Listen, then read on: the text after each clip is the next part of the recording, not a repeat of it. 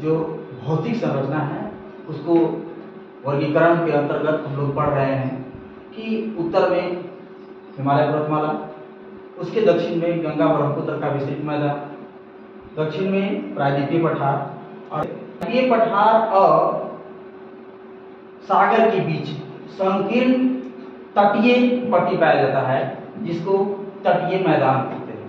क्या बोलेंगे? तटीय मैदान। साथ साथ आज हम इस चैप्टर के अंतर्गत तटीय मैदान के साथ साथ इस चैप्टर में तटीय मैदान के साथ साथ भारत के द्वीप समूह का भी अध्ययन करेंगे। जैसे भारत के भौतिक प्रदेश के अंतर्गत मुख्य रूप से 5 भागों में बांटा गया था। भौतिक प्रदेश को या धरातलीय संरचना के आधार पर, ऊंचाई के आधार पर इसे 5 भागों में बांटा गया था, जिसमें सबसे पहले निर्माण हुआ सबसे प्राचीन भूखंड प्रायद्वीपीय पठार, हिमालय पर्वतमाला, गंगा ब्रह्मपुत्र का विस्तृत मैदान, तटीय मैदान और 2 द्वीप या भारत के द्वीप समूह, बंगाल की खाड़ी में अंडमान निकोबार द्वीप समूह और लक्षद्वीप समूह अरब सागर में स्थित है। तो इस चैप्टर या इस अध्याय या इस वीडियो के अंतर्गत हम लोग तटीय मैदान और द्वीप समूह के बारे में अध्ययन करेंगे। तटीय मैदान और द्वीप समूह के बारे में अध्ययन करेंगे। तो भारत का दक्षिणतम भाग एक प्रायद्वीप के रूप में है, अर्थात 3 तरफ से जल से घिरा है। 3 तरफ से जल से घिरा है। पूर्व में बंगाल की खाड़ी, पश्चिम में अरब सागर और दक्षिण में हिंद महासागर। भारत के पास समुद्र का जो तट है वह काफी है, जिसके अंतर्गत गुजरात, महाराष्ट्र, गोवा, कर्नाटक, केरल, तमिलनाडु, आंध्र प्रदेश, उड़ीसा, पश्चिम बंगाल, कुल 9 राज्य। कितने राज्य? 9 राज्य समुद्र तट के साथ सीमा बनाते हैं। 2 केंद्र शासित प्रदेश, एक पांडिचेरी, दादरा नगर हवेली और दमन समुद्र तट पर है।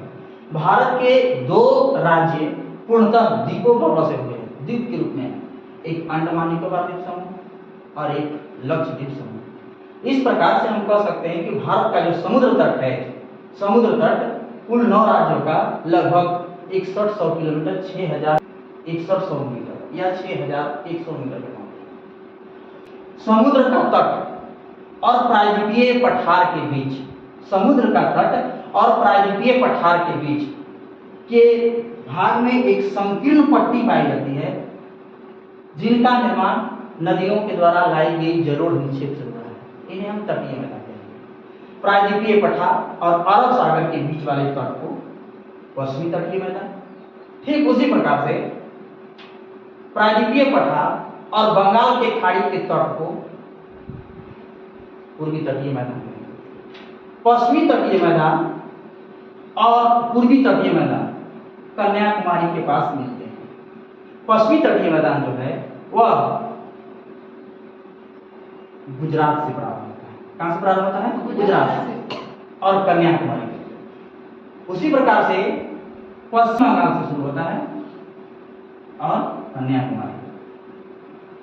कि पूर्वी तटीय मैदान अधिक चौड़ा है, मैदान पश्चिमी तटीय मैदान की अपेक्षा अधिक चौड़ा है। यह मैदान या पूर्वी तटीय मैदान जो है वह जलोढ़ निक्षेप से बना है।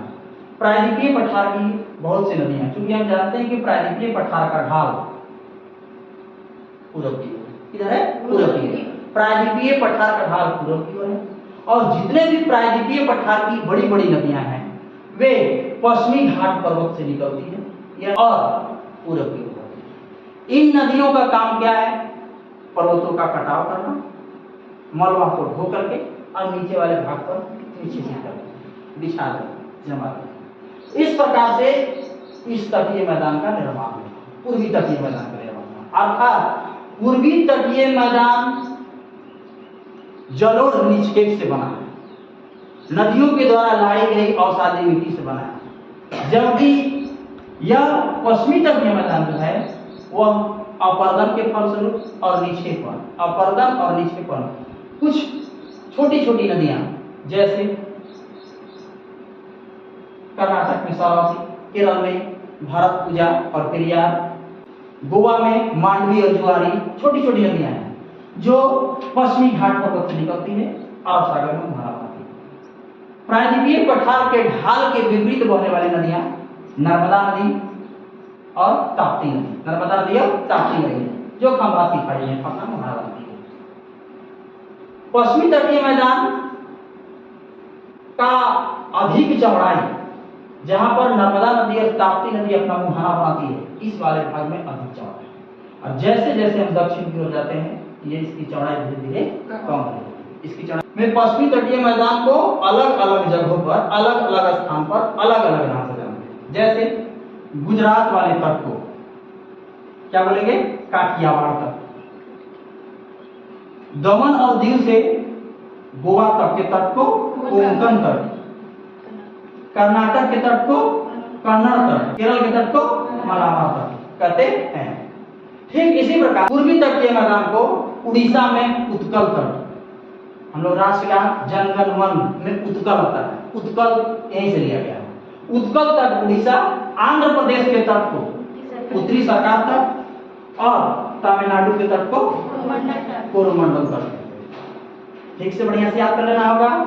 उड़ीसा के तट को उत्कल तट, आंध्र प्रदेश के तट को उत्तरी सरकार तट और तमिलनाडु के तट को कोरोमंडल तट। पूर्वी तटीय मैदान जलोढ़ निक्षेप से बना है, अतः इस वाले क्षेत्र में डेल्टा का निर्माण होता है। डेल्टा का शाब्दिक अर्थ होता है जब नदियां पर्वतीय क्षेत्र से बहती है तो अपने साथ मलबा लाती है। मलबा लाने के फलस्वरूप जब उनकी धारा तीव्र होती है तो मलबा को कुछ दूर तक ले जाती है, जैसे जैसे ढाल कम हो जाता है तो मैदानी क्षेत्र में वह मलबा को बिछा देती है, और इस प्रकार से एक त्रिभुजाकार आकृति, जैसे ऐसे नदी बह रही है और यहाँ करके त्रिभुजाकार आकृति का निर्माण कर देती है, यह भी मलबा का निक्षेप से बना है, इसी को बोलेंगे डेल्टा। क्या बोलेंगे? डेल्टा। तो इधर की नदियां अर्थात पश्चिमी घाट से बहने वाली नदियां जो बंगाल की खाड़ी में अपना मुहाना बनाती है, पूर्वी तटीय मैदान पर डेल्टा का निर्माण करती है। क्या निर्माण करती है? डेल्टा। जबकि पश्चिमी तट वाले जो नदियां हैं, क्योंकि इनकी चौड़ाई कम है, इनकी धारा अत्यधिक तीव्र होती है, और इधर की जो चट्टान है वह आर्कियन क्रम की चट्टानें हैं, धारवाण क्रम की चट्टानें हैं, काफी मजबूत हैं, कठोर हैं, अतः इधर के चट्टानों को काटना असंभव है। इसीलिए इस वाले क्षेत्र में डायरेक्ट नदियां पश्चिमी घाट पर्वत से निकलती है और अरब सागर में अपना मुहाना बनाती है। वहां पर एस्चुअरी का निर्माण करती है, ज्वार नदमुख का निर्माण करती है, आई आकार की घाटी का निर्माण करती है, अर्थात पूर्वी तटीय मैदान में डेल्टा देखने को मिलेगा, जबकि इधर एस्चुअरी या ज्वार नदमुख का। इधर की जो चट्टानें हैं एकदम कठोरतम चट्टानें हैं, जबकि पूर्वी तटीय मैदान की जो चट्टानें हैं वह कुड़प्पा क्रम की चट्टानें हैं। यह पश्चिमी तटीय मैदान संकीर्ण है, जबकि पूर्वी तटीय मैदान अत्यधिक चौड़ा है, अत्यधिक उपजाऊ है।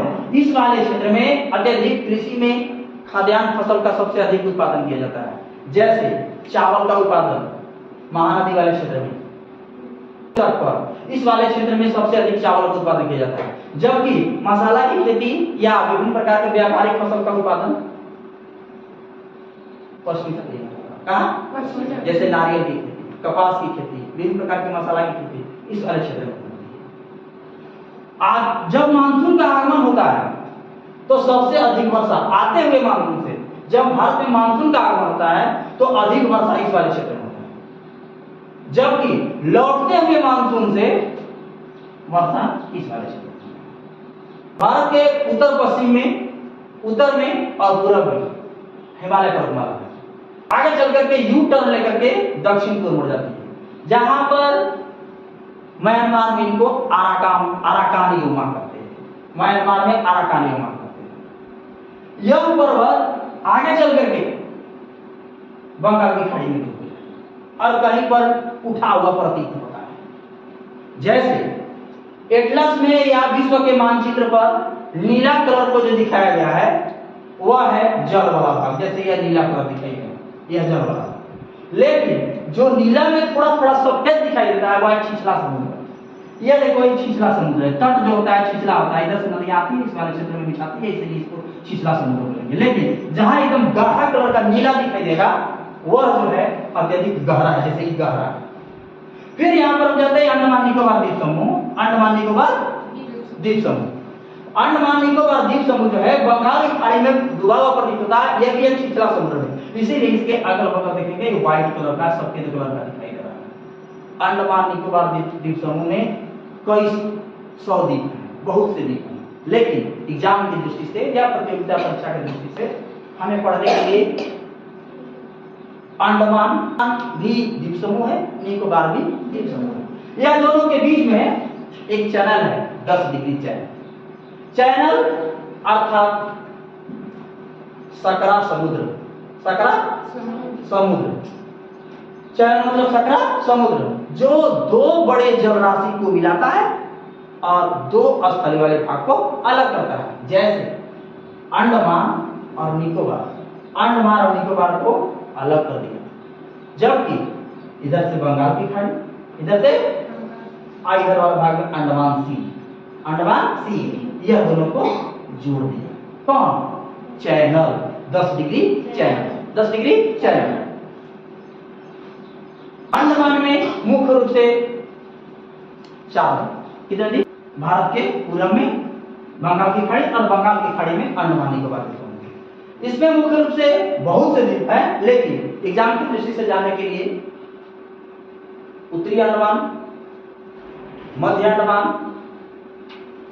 दक्षिणी अंडमान, लिटिल अंडमान। उत्तरी अंडमान अंडमान निकोबार द्वीप समूह का सबसे उत्तरी द्वीप है। उत्तरी अंडमान उत्तरी द्वीप है, जहां पर अंडमान निकोबार द्वीप समूह की सबसे ऊंची चोटी सैंडल पीक, यहां पर अंडमान निकोबार द्वीप समूह की सबसे ऊंची चोटी जो है सैंडल पीक है। अंडमान निकोबार द्वीप समूह का सबसे बड़ा द्वीप है मिडिल अंडमान, मध्य अंडमान। उसके दक्षिण में दक्षिण अंडमान। कौन सा अंडमान? दक्षिण अंडमान। अंडमान निकोबार द्वीप समूह की राजधानी पोर्ट ब्लेयर, अंडमान निकोबार द्वीप समूह की राजधानी पोर्ट ब्लेयर, जो दक्षिणी अंडमान है। अंडमान का सबसे दक्षिणतम द्वीप है लिटिल अंडमान।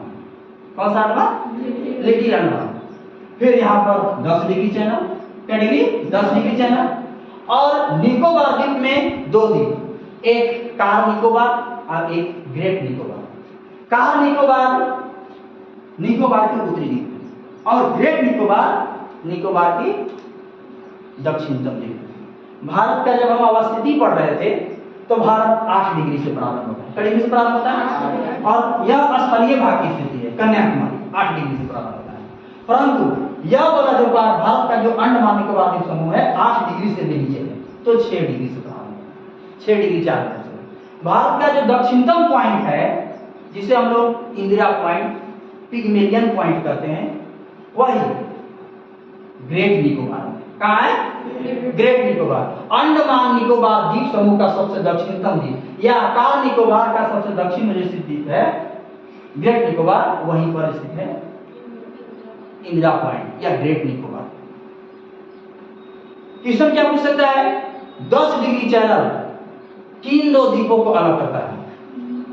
अंडमान और निकोबार को। सही है? 10 डिग्री चैनल किसको अलग करता है? Little Andaman, car Nicobar. ये भी सही है। अर्थात 10 डिग्री चैनल किसके किसके बीच है? तो लिटिल अंडमान और कार निकोबार के बीच स्थित। दूसरा द्वीप समूह जो है अरब सागर में, लक्षद्वीप समूह। लक्षद्वीप समूह प्रवाल से बना हुआ है। प्रवाल एक प्रकार का समुद्री जीव होता है और समुद्र में मूंगा चट्टान मिलते हैं। उनके खोल जो होता है वह खोल में रहते हैं और वह खोल कैल्शियम कार्बोनेट का होता है। जब एक प्रवाल मर जाता है तो वह अपना घर जो है उसी खोल पर बनाता है। इसी प्रकार से हजारों प्रवाल मरने के बाद एक दूसरे पर घर बनाते हैं, जिसके फलस्वरूप मूंगा चट्टान अत्यधिक बड़ा हो जाता है और तब जाकर द्वीप का निर्माण होता है, जिसको बोलते हैं प्रवाल द्वीप, जिसको बोलते हैं अंग्रेजी में कोरल द्वीप बोलते हैं। प्रवाल द्वीप। तो एक प्रकार से प्रवाल एक प्रकार का समुद्री जीव होता है और इन्हीं समुद्री जीवों से बना है लक्षद्वीप। क्या बना है? लक्षद्वीप। यह हिमालय का भाग है, जबकि इसका निर्माण समुद्री जीवों से हुआ। लक्षद्वीप की राजधानी कहाँ है? कवारत्ती द्वीप। लक्षद्वीप की राजधानी कवारत्ती द्वीप। 8 degree channel, 9 degree channel, 8 degree channel और 9 डिग्री चैनल। 8 डिग्री मालदीव और मिनिकॉय। 8 डिग्री चैनल जो है वह मालदीव और मिनिकॉय दो द्वीपों को अलग करता है। मालदीव भारत का सबसे दक्षिणतम पड़ोसी देश है जो समुद्र में। मिनिकॉय लक्षद्वीप का एक द्वीप है। 9 डिग्री चैनल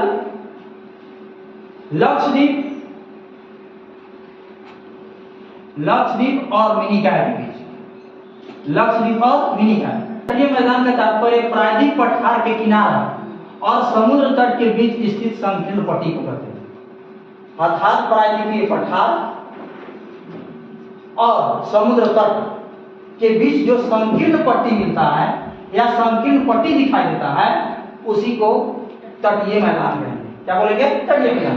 भारत के 5 भौगोलिक विभाजनों में से एक है तटीय मैदान जो है, चाहे वह पूर्वी तटीय मैदान हो चाहे वह पश्चिमी तटीय मैदान हो, दोनों के दोनों 5 भौगोलिक विभाजनों में से एक है।